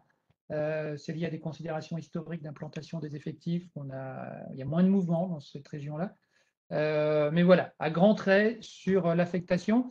Et ça fait le lien. N'hésitez pas à suivre notre prochain webinaire, parce qu'avec vos collègues qui ont réussi le concours cette année, eux pourront vous parler plus avant de ces questions-là. Stéphane, désolé de l'interruption, je te repasse la parole. Donc, du coup, mon parcours personnel, donc j'ai fait une prépa scientifique, suite à ça une licence d'histoire, hein, donc parfaitement logique, et j'ai ensuite passé 12 ans au sein donc, du ministère de l'Intérieur, donc de la police nationale. Donc, voilà, j'ai été enquêteur hein, pendant 6 ans. J'ai été officier de police judiciaire en service financier, avec des dossiers avec de forts enjeux internationaux. Voilà, notamment, je travaillais sous la direction du doyen des juges d'instruction, donc à Paris. J'ai découvert la CCRF dans le cadre d'un des dossiers, donc un dossier d'escroquerie, où je me suis retrouvé à échanger avec un inspecteur de la direction départementale de Lyon. Et voilà, il me donnait goût au métier, hein, tout simplement, en échangeant. Et donc voilà, ça fait partie c'est une des raisons pour lesquelles aussi j'ai voulu changer, partir à la CCRF. J'avais une envie de changement de service. Pour ma vie privée aussi, hein, quand même, parce que quand j'étais en police, j'avais un lit de camp, dans dans mon bureau. Donc voilà, je devais être, très, très, très disponible. En CCRF aussi, bien sûr, c'est bien d'être disponible, mais c'est bien aussi de rentrer, le soir chez soi pour voir sa famille. C'était aussi une opportunité d'avancement dans ma carrière. Voilà, ça m'a permis de changer de catégorie, donc ça aussi ça a été bénéfique et surtout le tout en restant enquêteur parce que le métier d'inspecteur CCRF, c'est un des rares, métiers de catégorie A où vous pouvez, continuer d'enquêter en étant, catégorie A, donc avec une forte autonomie. Donc le concours, j'ai passé le concours interne, voilà. Donc j'encourage donc tous les futurs ou les candidats, internes justement à passer ce concours, donc pour toutes les raisons que j'ai évoquées. J'ai choisi l'option métier de la CCRF. J'ai préparé avec, l'ANCCRF, donc c'est l'école qui propose une formation justement pour une préparation pour les candidats internes. Donc là, j'ai pu accéder justement au programme à réviser. Avec des entraînements, avec des devoirs à renvoyer. Donc notamment, moi, j'en ai renvoyé un seul, voilà, ce qui m'a permis de voir ce qui était à changer dans ma méthode justement, sur la note de synthèse, parce qu'on a une note de synthèse aussi à rédiger, au concours interne, c'est une épreuve qui est commune. Sur cette note de synthèse, moi je conseille de s'entraîner donc à faire des plans. Faites pas vous entraînez pas à faire des notes de synthèse complètes dans les conditions, vous allez perdre un temps, énorme. Faites des plans, des plans et surtout entraînez-vous voilà, ça va vous permettre à vous entraîner à finir votre note de synthèse parce que le plus important, c'est de la finir en fait, la note de synthèse, pour pouvoir vous relire notamment. Et surtout, un conseil général pour le concours, lisez beaucoup. Il faut lire, les actualités en fait sur le site de la CCRF. Vous allez apprendre beaucoup de vocabulaire et ça va vous aider à la fois pour l'écrit et pour l'oral. Mon quotidien, parce qu'en fait là, quand vous passez le concours de la CCRF, il faut vous dire que vous allez être enquêteur avant tout, même si effectivement vous avez des postes en centrale, vous avez des postes au contentieux, mais vous devez vous préparer à un poste d'enquêteur. C'est le métier, principal de la CCRF. C'est le cœur du métier, c'est l'enquête. Alors le quotidien, c'est quoi de l'enquêteur dans une direction départementale? Enfin, en tout cas pour ma part, c'est je contrôle et j'enquête donc sur des sociétés. Notamment spécialisé dans l'agroalimentaire, hein, parce que le Lot-et-Garonne, c'est un département qui est très rural, mais où il y a aussi une agropole, très importante. Et donc de la production à la distribution, donc pour le consommateur, hein, finalement des matières on va vraiment de matières premières jusqu'au produit fini, en fait, qui va être délivré au consommateur. La finalité, donc on vous l'a dit et redit, donc c'est la protection économique du consommateur, mais c'est aussi le respect des réglementations par l'ensemble des opérateurs. Concrètement, c'est quoi? Donc je vais effectuer au cours de mon service, en fait, je vais effectuer plusieurs actions. Par exemple, la semaine dernière, j'ai contrôlé une société importante qui conçoit et produit des plats cuisinés à destination de GMS comme Leclerc ou Intermarché. Donc en amont, je vais faire des recherches et je vais aider, constatation. Alors les recherches, ça va être par exemple sur internet ou dans nos bases de données, CCRF, je vais aller voir si on n'a pas déjà effectué des contrôles sur ces sociétés-là. Le but, c'est d'avoir vraiment une connaissance de l'entreprise, avant de m'y rendre et c'est une recherche d'information et en fait, tous nos pouvoirs sont reliés finalement à cette recherche d'information. Les pouvoirs qu'on va vous octroyer en tant qu'inspecteur, c'est pour cette quête de l'information. Donc là, en l'occurrence, le site internet là, que j'ai vu donc, de la société, il était indiqué que tout était fait maison et aussi que les matières premières utilisées étaient fraîches. Bon, j'ai noté d'autres choses bien sûr, mais ce sont les points saillants qui étaient importants là pour l'enquête et lorsque je suis allé visiter la société, donc là j'avais pris rendez-vous, mais j'aurais très bien pu y aller à l'improviste, hein. On n'a pas besoin de prendre rendez-vous, on est inspecteur de la CCRF et on a un droit d'accès aux locaux professionnels. Donc si j'avais voulu y aller, ils auraient dû sans rendez-vous, ils auraient dû se débrouiller justement pour me permettre d'accéder à leurs locaux de production et même à voilà, l'ensemble de leurs locaux professionnels. Donc sur place, donc j'ai fait des constats. Qu'est-ce que c'est les constats? C'est on prend une photo de ce qu'on voit et on le restitue à l'écrit. Donc là, en l'occurrence, je voyais quoi? Des machines industrielles. J'ai vu des matières premières conservées dans des congélateurs. Donc là, on fait le lien. Et c'est là finalement le travail de l'enquêteur, faire le lien entre ce qu'on va voir et constater et les informations qui sont délivrées aux consommateurs, d'autre part. Donc j'ai interrogé les responsables de la société, donc dans le cadre d'une audition où, finalement on se met tous autour d'une table et on interroge et on recueille les informations, donc les réponses et le point de vue du professionnel, à savoir pourquoi les informations là du site internet ne correspondaient pas à la réalité. C'est-à-dire pourquoi on nous dit que c'est du fait maison alors qu'en réalité on a un processus industriel? Pourquoi, on nous indique que ce sont des matières premières fraîches alors qu'on a des matières premières qui se retrouvent dans des congélateurs?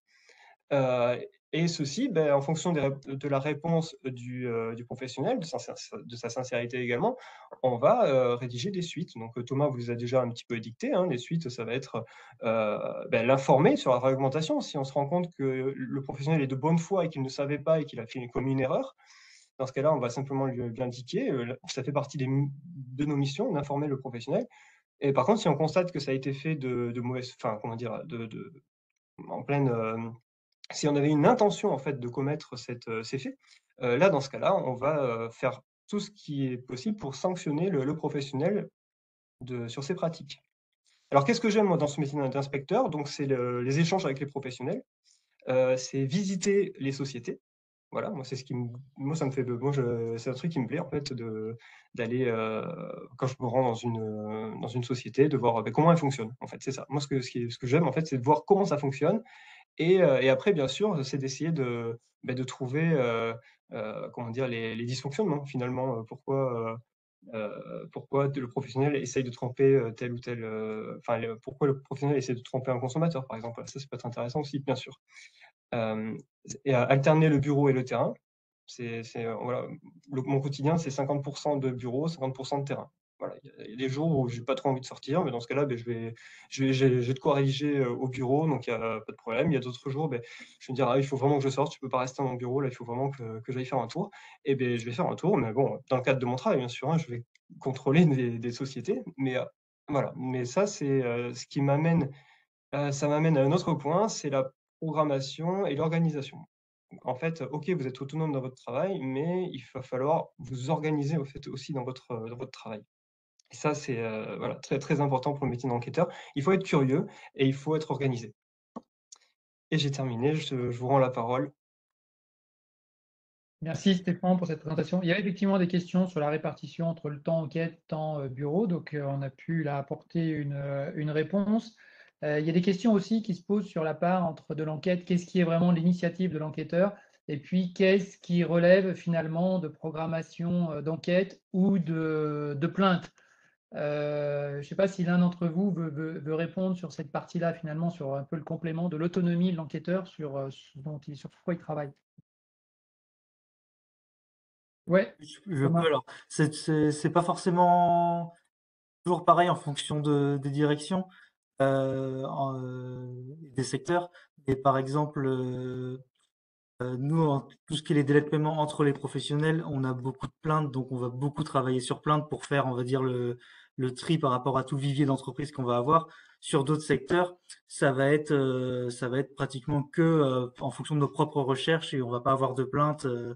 Alors soit parce que c'est pas un secteur qui génère des plaintes, soit parce que dans certains secteurs, c'est délicat aussi pour certaines personnes de se plaindre parce qu'il y a des relations commerciales, etc. Et après, donc on a, alors on vous a parlé un petit peu du PNE, du Programme national d'enquête. Il y a une partie de vos contrôles, de vos enquêtes qui vont s'inscrire dans le cadre de ces PNE. Une grosse majorité va s'inscrire dans ce cadre. Mais si vous voyez quelque chose dans vos enquêtes, dans vos constatations, qui n'est pas forcément prévu dans le plan national, s'il y a quand même matière à creuser, vous pouvez y aller. Si ça vaut le coup, il n'y a pas de problème. Donc voilà, c'est des curseurs qui sont différents en fonction de ce que vous allez voir, de vos secteurs, de vos directions. Mais voilà, ça peut être pour plein d'initiatives différentes qu'il peut y avoir des contrôles ou des enquêtes.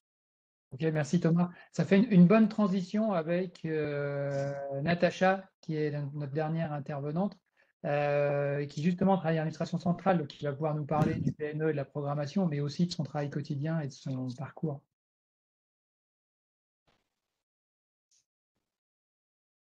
Le son n'est pas rétabli. Non, non, on n'entend pas.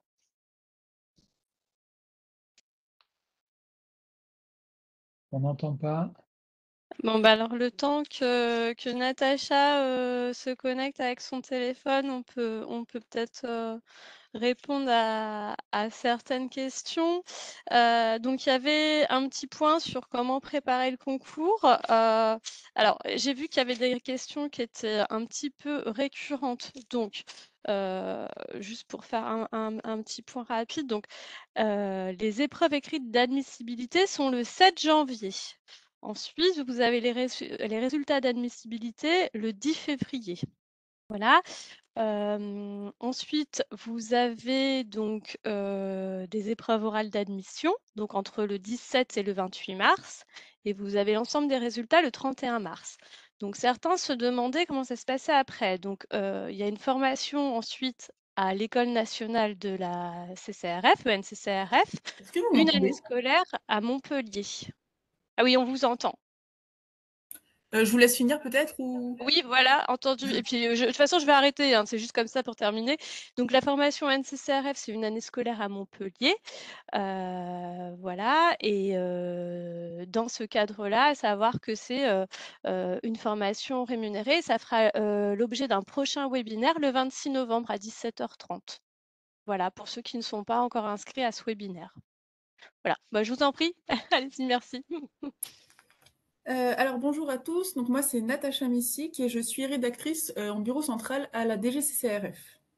Donc pour vous résumer mon parcours assez rapidement, donc j'ai un profil assez classique, j'ai été juriste, j'ai été spécialisée en droit pénal et donc j'ai passé le concours avec la spécialité droit pénal. Donc moi, initialement, j'avais passé ce concours parce que j'avais un intérêt assez naturel pour les questions de consommation.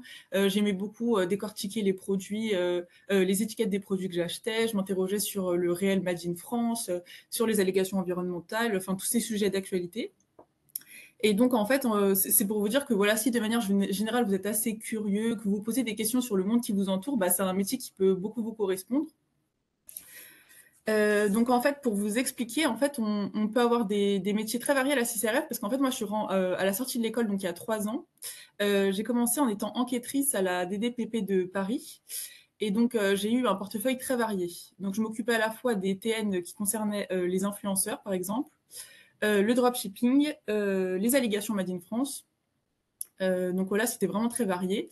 Et en fait, donc j'étais plutôt spécialisée en droit de la consommation. Et en fait, moi, je suis passée à l'administration centrale et je me suis spécialisée en droit de la concurrence. Donc, on peut vraiment passer même du droit de la conso au droit de la concurrence sans problème. Donc, en fait, la centrale à la DGCCRF, c'est l'endroit où, en fait, on va piloter les enquêtes au niveau national, mais aussi on va contribuer, en fait, à l'élaboration de la réglementation en droit de la conso et en droit de la concurrence. Donc, c'est un tout autre métier. En fait, on est rédacteur, donc on rédige beaucoup de papiers de tout genre. Donc, en fait, pour vous donner un exemple, moi, par exemple, je m'occupe beaucoup des questions européennes. Et en fait, souvent, il y a des changements de réglementation au niveau européen. Et nous, en fait, on va être là pour donner la position de la France. On rédige des notes des autorités françaises pour expliquer que pense la France de cette nouvelle réglementation. On confronte nos points de vue avec les autres États membres. Et ce qui fait en fait que déjà, on va avoir des réunions avec la Commission européenne, ce qui va vous amener, par exemple, parfois à vous déplacer à Bruxelles, qui va vous amener à, du coup, à utiliser l'anglais aussi. C'est quelque chose aussi qu'il faut savoir, c'est quelque chose qu'on peut utiliser. Par exemple, moi, en ce moment, en fait, il y a des lignes directrices qui sont en train d'être rédigées pour les abus de position dominante, les abus d'éviction. Donc, c'est quelque chose d'assez spécial. Mais en gros, il y a la Commission européenne qui est en train de rédiger un document de travail pour nous expliquer comment elle cherche ces abus de position dominante et comment elle les sanctionne. Et nous, là, la France, donc en fait, on écrit une note pour dire quel est notre point de vue sur cette consultation, sur ces lignes directrices. Donc voilà, ça peut être un travail de rédaction. On travaille aussi, donc il nous arrive par exemple de faire des notes pour le ministre. Donc quand il y a un nouveau sujet d'actualité, par exemple, là, il y a le règlement subvention étrangère qui est sorti l'année dernière. Et moi, par exemple, j'ai dû rédiger une note pour informer le ministre que voilà, c'était la DGCCRF qui allait mener ces enquêtes pour assister la Commission européenne lorsqu'il y avait des enquêtes à mener sur les territoires français. On pilote aussi les enquêtes au niveau national. Donc, en fait, en droit de la concurrence, on reçoit des indices des brigades régionales. Et en fait, on les étudie et on regarde si le lancement d'une enquête est pertinent ou non. Donc ça, c'est aussi du pilotage. On va décider si on décide donc de lancer une enquête ou si on décide de passer directement, par exemple, à l'avertissement. Ça dépend en fait des cas. Et ce qui se passe aussi en administration centrale, c'est qu'on travaille aussi beaucoup avec d'autres administrations. Donc dans mon bureau, on travaille par exemple beaucoup avec l'autorité de la concurrence. En fait, en gros, l'autorité de la concurrence, elle mène les grandes enquêtes du droit de la concurrence. Et en fait, quand il y a des séances où, en gros, le collège de l'autorité de la concurrence va prendre une décision, nous, on est là, en fait, en tant que commissaire du gouvernement pour représenter l'ordre public économique. Donc, en fait, on représente le ministère de l'économie et on explique, d'après nous, dans cette affaire, si l'ordre public économique a été atteint ou pas. Donc, si la pratique anticoncurrentielle a porté atteinte à l'économie. Donc, on intervient aussi pour ça. On travaille également, par exemple, avec la DG Trésor, la DGE. Voilà, c'est quelque chose qui est assez varié. On va travailler avec plein d'administrations différentes et ça change complètement du coup du travail d'enquête. Mais c'est aussi intéressant de savoir que vous avez cette possibilité. À savoir, par contre, que les postes sont principalement à Paris, du coup. Donc, c'est pas très loin de Bercy. Mais c'est très intéressant aussi. Donc, voilà, vous pouvez savoir que vous avez aussi cette possibilité-là. Et notamment, Natacha, avec un lien assez important avec le terrain, malgré tout, parce qu'il y a cette dimension où il y a des indices qui peuvent remonter, il y a des réseaux de brigades d'enquête pour lesquels le bureau 3B coordonne ou pilote un peu cette action. Quel lien vous avez avec le terrain au bureau 3B? Alors, nos liens avec le terrain, ils sont quotidiens, en fait. Parce que les enquêteurs, ils nous appellent souvent pour nous demander qu'est-ce que vous pensez de cet indice, est-ce que d'après vous, on creuse ou pas. En fait, on échange tous les jours par mail, par téléphone. Donc, c'est vraiment quelque chose qui est quotidien à DGCCRF. On n'est pas déconnecté. D'accord. Merci Natacha pour ces éléments. Il y a quelques petites questions pratiques qui remontent dans le chat sur le concours. Peut-être que Sylvie, qui est la responsable de l'équipe concours, peut intervenir sur ces thèmes, notamment sur les centres d'examen dans les territoires ultramarins, lesquels sont ouverts, etc. Oui, tout à fait. Alors, on a en effet pour le concours externe et interne des centres, alors le centre à Paris, mais également les centres en Outre-mer, Martinique, Guadeloupe, Réunion, Guyane, Mayotte et Saint-Pierre-et-Miquelon qui sont ouverts. Donc, j'ai vu une question sur l'heure de convocation. Donc, heure de Paris, bien sûr, ça sera 10 heures pour la première épreuve pour le 7 janvier. D'accord. Et il y a quelques questions sur le lieu des écrits. Alors, je pense que la question, c'est pour le centre, le principal Paris. centre d'examen, qui est celui de Paris. Oui. Oui. Alors pour l'instant, on n'a pas encore le lieu qui est tout à fait défini. Ce sera intramuros et logiquement, ça devrait être le lieu de la porte de la Villette. Mais voilà, à confirmer dès qu'on aura le nombre d'inscrits en fait. Ouais, c'est ça. C'est Parc de la Villette ou ça peut être potentiellement Villepinte. C'est Donc ça. voilà, Ouais. c'est pour ça qu'on ne communique pas encore sur le lieu, Non. parce qu'en fonction du nombre d'inscrits et des options qui sont prises sur les salles, on Voilà. basculera sur l'une ou l'autre. Tout à fait. Ok. Est-ce que tu avais vu d'autres questions, Sylvie, concernant les concours, l'orga pratique? Sur l'organisation, non, je crois pas. J'avais vu vraiment l'heure de convocation, les centres et le lieu à Paris. Il me semble que j'avais rien vu d'autre D'accord. concernant Il y avait l'organisation. il y avait une question sur quelqu'un qui posait la question de comment, notamment pour l'aspect aménagement d'épreuves ou les personnes qui ont la reconnaissance de travailleurs handicapés. Alors là, on est sur des aménagements d'épreuves pour ceux qui peuvent en avoir besoin. Et puis, on a un autre type de recrutement qui est recrutement justement contractuel RQTH en dehors du concours, qui est ouvert, qu'on met en œuvre au mois d'avril, mai, chaque année en principe. Alors, les personnes titulaires d'une RQTH peuvent se porter candidates sur notre concours, celui dont on parle aujourd'hui, et puis, le cas échéant, sur le recrutement contractuel du mois de mai. Il y a ces deux portes d'entrée possibles. Pour les quelques minutes qui nous restent, moi j'ai vu une question sur quelle était la typologie des postes en sortie d'école. En fait, il n'y a pas vraiment de règles. En fait, ce dont on a parlé aujourd'hui, avec des postes en loyauté, en sécurité industrielle, en concurrence, on retrouve un peu tout le panel. Et en principe, on a des fiches de poste qui sont attachées aux localisations géographiques, ce qui fait que quand vous vous positionnez sur un poste, vous avez une idée de quel type de métier vous allez exercer sur le poste que vous choisissez. Voilà. Lucille, est-ce que toi, tu as vu, tu as identifié d'autres questions récurrentes qui ressortaient plus que les autres? Alors, il y avait une question d'une personne qui abordait justement le droit européen de la concurrence. Donc, je pense que avec votre intervention, Natacha, vous avez pu répondre aux questions. Il y avait la question à savoir si c'était possible de faire un stage de 1 ou 2 jours auprès d'un inspecteur. Alors, il faut savoir que non, pas spécifiquement, ce dispositif n'existe pas, mais par contre, quand vous êtes admis, donc à l'issue de l'ensemble des épreuves du concours, votre formation initiale, elle commence par un stage d'insertion au sein d'une direction en DDPP. Comme ça vous permet en fait d'être au contact, d'ores et déjà des inspecteurs titulaires et de découvrir l'environnement professionnel. Il y avait une question sur les affectations en sortie d'école.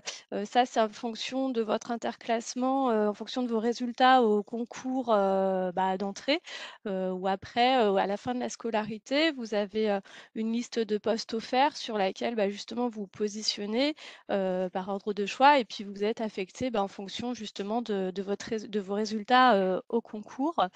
Il y avait aussi surtout des questions sur à savoir si quand on a potentiellement moins de bac+3, où est-ce qu'on se positionne? Alors il faut savoir que si vous avez moins de bac+3, vous pouvez passer le concours de contrôleur qui lui à partir du niveau baccalauréat. Les inscriptions elles sont à partir du 2 décembre 2024 et les épreuves écrites d'admissibilité seront le 10 et 11 mars 2025. Voilà, le fait que voilà. Et il y avait peut-être une question métier qui était potentiellement intéressante. Après, ça a quand même été un petit peu abordé. C'était potentiellement qu'est-ce qui se passe s'il y a un refus de l'entreprise d'accueillir un inspecteur au sein de son entité. Donc, je ne sais pas si vous souhaitez y répondre, à savoir C'est les un sujet qui pourrait modalités. nous amener un petit peu loin. Tout à l'heure, on l'a évoqué dans la Oui, gestion un voilà. petit peu de la relation contrôleur-contrôlé. Donc, on a effectivement des pouvoirs Voilà. spécifiques et in fine, on a Droit de un convocation. délit d'opposition à fonction qui fait que de toute façon, Ouais. l'opérateur qui ne respecte pas serait sanctionné. Mais pour autant, ce n'est pas notre objectif. Notre objectif, c'est obtenir les pièces et faire comprendre aussi aux professionnels qu'on a une collaboration à mettre en place. Et la formation qu'on vous propose permet d'aboutir à ce résultat. Voilà, on va arrêter là parce qu'on arrive au bout et on s'était engagé à ce qu'à 18h30, on termine et qu'on puisse libérer les personnes qu'on puisse rendre disponibles à la fois pour intervenir. Et je tiens à les remercier, Anna, Natacha, Mélissa, Thomas, Stéphane et Thomas. Merci pour votre intervention, votre disponibilité, votre témoignage. J'espère que vous aurez réussi à faire saisir à chacun des participants l'intérêt du métier et la manière dont vous vivez et l'enthousiasme que ça procure chez vous. Merci à Sylvie aussi pour l'éclairage qu'elle nous a donné sur l'organisation des concours et puis à Lucille pour la manière dont elle a organisé ce webinaire et puis relayé au mieux vos questions. Il y avait beaucoup de questions, on a répondu à l'essentiel. Ce qui concerne spécifiquement le concours, la prépa, etc., je vous fais un gros teasing et je vous dis rendez-vous au mois de novembre. Vous aurez l'info dans notre lettre info concours pour vous inscrire sur le prochain webinaire. Merci à tous, bonne fin de journée. Au revoir. Au revoir.